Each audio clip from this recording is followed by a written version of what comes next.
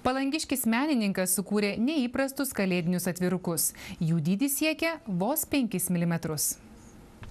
Mūsų medicina irgi padeda man šitą, jų skalperiai. Taip gaminami bene mažiausi Lietuvoje atvirukai, vos nykščio nago dydžio.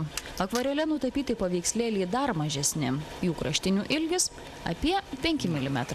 Na, dabar jį bus mažiausi, nesu girdėjęs mažesnis. Bet aš visai nesidomėjau, bet ir paveikslas mažesnis, paveiksliukas mažesnis.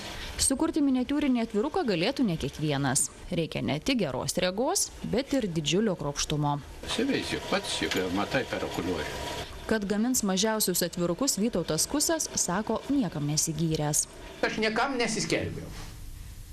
Jeigu taip atvirai, netgi žmona dar nežino tų atviručių. Aš atsisėdau, padariau, savi pasitikrinau, reiškia dar galima. Palangiškio Vytauto Kuso teigimu, atvirukas gali būti ne tik popierinis. Čia yra medinis su gintaru, nesugirdėjęs. Čia yra atidaroma su mano inicialais, kad dailininkų Kuso autorinis darbas. Tai vienetas ir vienas tik jis tėra.